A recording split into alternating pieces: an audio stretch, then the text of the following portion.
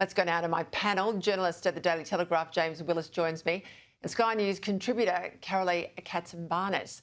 Well, I want to start with a broadside from national editor at The Australian, a very good friend of this show, Dennis Shanahan. He's been in the press gallery for more than 40 years, and he has given this scathing assessment of the current opposition.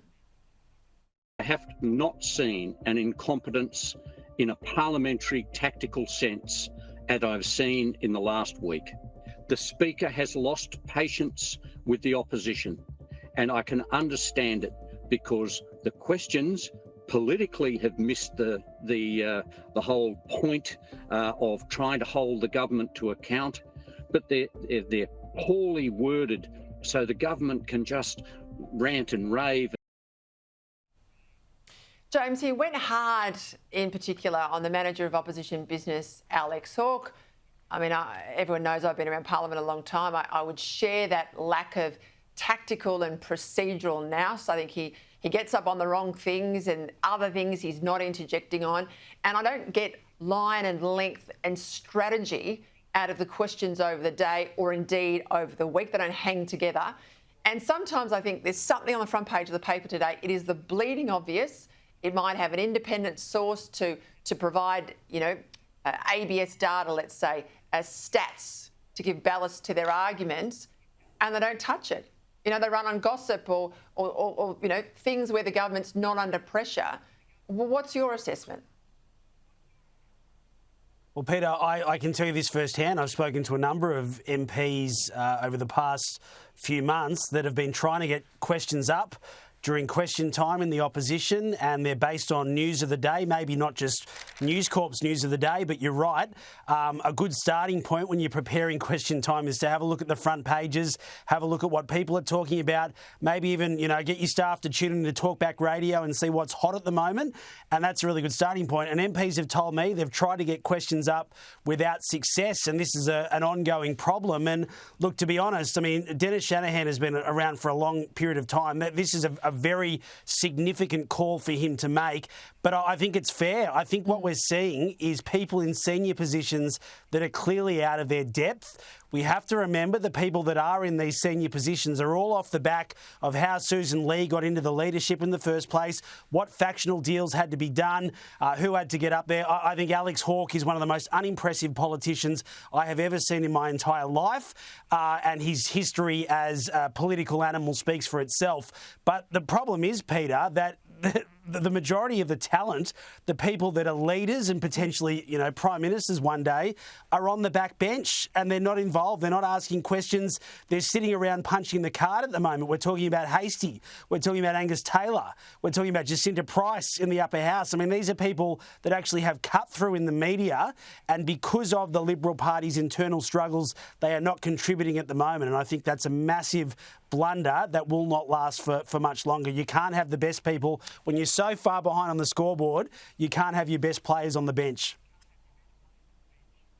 Well, the Liberal Party would put Bradman on the bench right now, they'd have someone else carrying the drink, they'd have him carrying the drinks, and they'd put some pretty ordinary people at the front of the drop. I mean, that's the problem they've got, right? That's it. They cannot just keep rewarding factional bother boys or mates or numbers in the party room. They actually have to come to grips with and make friends with, people that ideologically inside the party are not in their camp, but they have that cut through in the media. And it is being noticed, Karalee, because we learned today 200 members of the party in South Australia. This is just South Australia.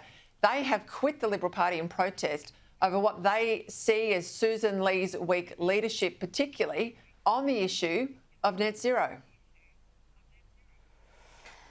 So, Peter, it's almost got past crisis point, hasn't it? It just shows that the people in Canberra really are showing a tin ear, because every division of the Liberal Party around Australia has echoed dumping net zero. And that's unfortunately what you end up getting. I mean, in 2022, we saw that there was the net zero policy. How did that go for the Liberals? In 2025, we saw again, OK, Tim Wilson won Goldstein, but we lost Bradfield. It's like sort of bashing your head up against a brick wall and expecting that brick wall to fall over one day. At one point, you've got to cut your losses. And you know what? Yes, it may well be 24 or 48 hours of negative headlines, but they've got to take the fight up. They've got to take the fight up to Labor. I don't care what Simon Holmes Court, I know that we'll get on to him soon, said today. Sussan Ley and her leadership team are falling for the three-card trick every single time. They're doing Labor's work for them. They're attacking their own colleagues, and it's not good. What they need to do is they need to take the fight for the Australian people to get cheaper electricity prices, improve our cost of living, and actually make this a real contest of ideas. And I do have to say that after 24 years in any job, you would hope that somebody's performance would be a lot better than Sussan Ley's. I don't know her, I've never met her, but she's been in Parliament for 24 years. And surely, it's just one disaster after the next at the minute. It's the next headline waiting to be written. And as you said, Dennis, Shanahan, after 40 years, it's got to a pretty serious stage. Yeah, I don't understand this argument from Simon Holmes Court that so spooks the left-leaning Liberals, the moderate Liberals, James, because they say, we've got to hang on to net zero, otherwise we're going to lose these teal seats. Well, mate, you've lost them. You've had net zero in your kit bag for the last two elections and you've never had a worse result. You've got net zero on the table. You have not jettisoned it and you're at a 24% primary. Hallelujah, what does that tell you? Like, wake up. When you haven't had net zero there, you have done well electorally. When you've opposed a carbon tax that everybody said, please don't do it, don't do it, don't do it, you win in a landslide. Like, honestly, just look at the scoreboard. Well, Peter, that's it. But also, I think where the Liberal Party sort of lets itself down, and I know that this has been a finding of previous reviews, is to say we cannot give up on any of the seats that we've lost to the Teals. Now, that is right, and they should be competing there, but they can't use those seats to determine their entire policy. And when you start to have industries fall over, when you start to have issues with Tomago, who are the biggest user of electricity in New South Wales, when the unions are saying energy prices are too high, you can focus on those Western suburb seats. You can win back the seats that Labor has at the moment, but instead, the moderates of the Liberal Party are convinced the only way to do this is to have a climate policy, an energy policy that is so far left that people say, well, you know what, climate change, these guys agree with it just as much. We're talking about the Matt Keans of the world, the Andrew Braggs of the world, people that I think, are liberal light, that I don't think are really what the party should be all about. And until they figure that out and actually offer that point of difference, which includes scrapping net zero, which includes backing coal, getting more gas into the system as well, talking about nuclear, getting that back on the agenda, well, they're going to be in opposition forever because this will just keep getting worse and worse and worse. When the party's been run on a conservative platform, Karalee, and you know this very well given your long links to the party, and we've seen this in Canberra, they've been in power more than they've been out of power. When they've caught the state disease, and we've seen it now in every single state opposition, they are basically permanently in opposition and they scrap amongst themselves for the spoils of opposition. And they've got opportunity, as we can see in Victoria, to take on a bad government and they squander that. But that infection now at a state level in the Liberal Party appears to be in Canberra.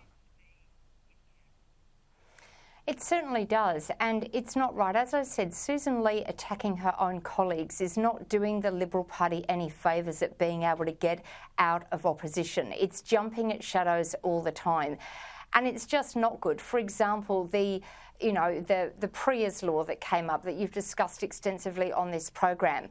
The bottom line is, short and sharp, there's a huge difference between stillbirth and late-term abortion. And if you don't know that, you need to go back to basic biology. And the colleagues that actually raised concerns have every right to raise those concerns. And even Priya's dad has said that as well. But instead, Sussan Ley's fallen for the three-card trick, as I said before, with Labor, and it's turned into what people think they want to hear, not what it actually is. All those points are valid. And of course, they've attacked Hastie because he's a man and all the insensitivity as well. You know, there is an issue with this, and you outlined it perfectly on this. And as you say, yes, it's more like, you know, the opposition, do they want to win government or not? Get back to basics. As you said, I still remember the three things: stop the boats, repeal the carbon tax, repeal the mining tax. Off the top of my, keep it very basic. The Australian public are wanting leaders that they can see that will actually hold on to those liberal values, because they're just going in droves. And it's shocking, even, you know, state-wise here in Victoria, people that you speak to normally cannot believe the state of affairs here. Well said. I'll leave it there. Thank you both.